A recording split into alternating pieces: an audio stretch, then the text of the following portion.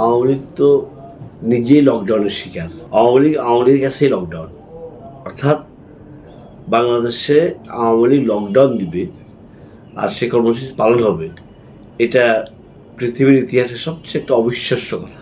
14 মাস পর আওয়ামী লীগ লকডাউনের ঘোষণা দিয়েছে। সেই লকডাউনে আগামী জাতীয় নির্বাচনের কতটুকু প্রভাব রাখবে?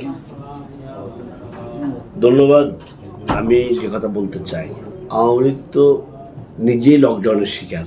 আওয়ামী লীগের কাছেই লকডাউন, অর্থাৎ বাংলাদেশে আওয়ামী লীগ লকডাউন দিবে আর সে কর্মসূচি পালন হবে, এটা পৃথিবীর ইতিহাসে সবচেয়ে একটা অবিশ্বাস্য কথা।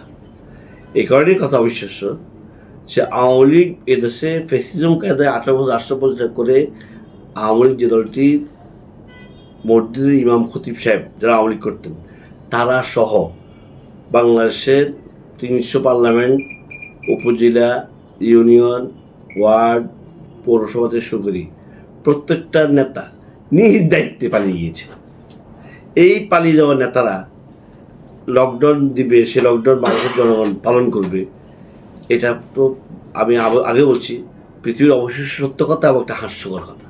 হ্যাঁ, আওয়ামী লীগ যে কাজটা করতে চায় যে বাংলাদেশের রাজপথে একটা বিশৃঙ্খল পরিবেশ তৈরি করে আগামী নির্বাচনকে গুন্ডুল করার যে ষড়যন্ত্র, ওই ষড়যন্ত্রের সাথে আওয়ামী লীগ, এই ষড়যন্ত্রের পথে আওয়ামী লীগ হাঁটছে।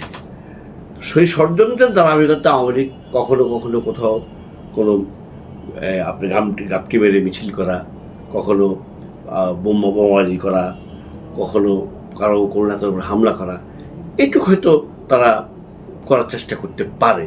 কিন্তু বাংলাদেশের জনগণ, বাংলাদেশের ছাত্র জনতা, বাংলাদেশের সকল রাজনৈতিক সংগঠন এতটাই তৎপর, এতটাই সক্রিয়, এই কাজটা করতে গেলেও আওয়ামী লীগ জনগণের হাত থেকে রেহাই পাবে না।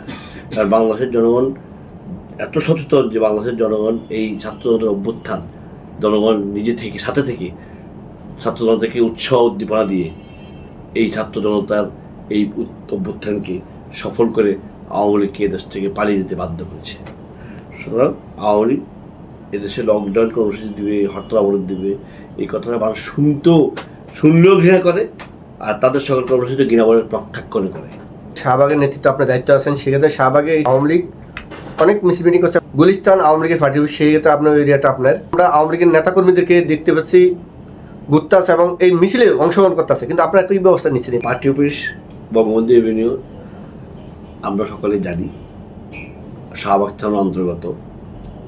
আমরা প্রথম থেকেই আওয়ামী লীগ যেন কোনো মিছিল মিটিং করতে না পারে, জনগণের জানমালে ক্ষতি করতে না পারে, কোনো বিশৃঙ্খল পরিবেশ করতে না পারে, সেজন্য আমরা আমাদের নেতাকর্মীদেরকে সবসময় সজাগ থাকার পরামর্শ দিয়েছি। আমরা নিজেরাও মাঠে আছি।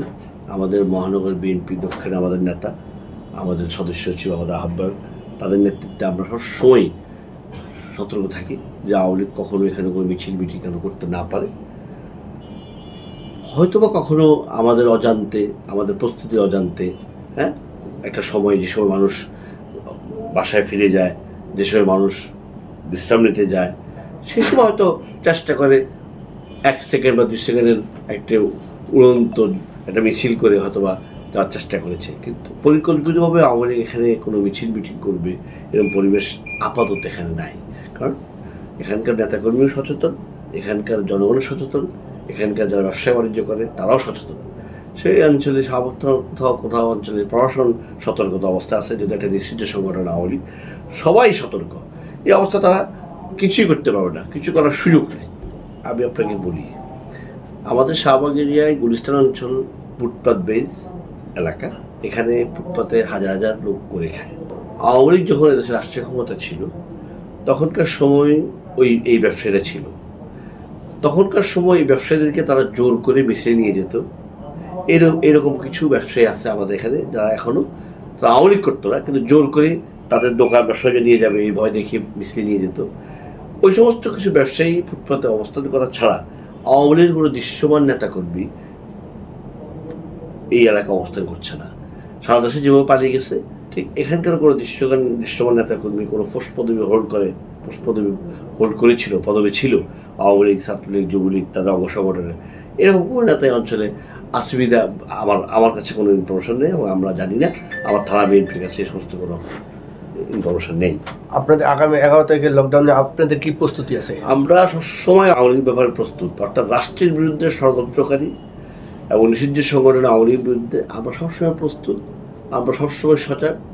11 তারিখ, 12 তারিখ, 13 তারিখ এ সমস্ত কোনো ডেট, এ সমস্ত ডেডলাইনে আমরা কোনোভাবেই তোয়াক্কা করি না। আমরা সবসময় প্রস্তুত আছি। রাজপথে নেমে জনগণের জানমালের ক্ষতি করে, জনগণকে ক্ষতিগ্রস্ত করে, ব্যবসায়ীদের ক্ষতিগ্রস্ত করে, গাড়ি ভাঙচুর করে, বোমাবাজি করে আওয়ামী লীগ রাজপথ দখল নেওয়ার চেষ্টা করব, এটা একদম একটা ভুল, তাদের ভুল চিন্তা। তারা এটা কখনো পারবে না। আর আমরা এটার জন্য সদা প্রস্তুত আছি।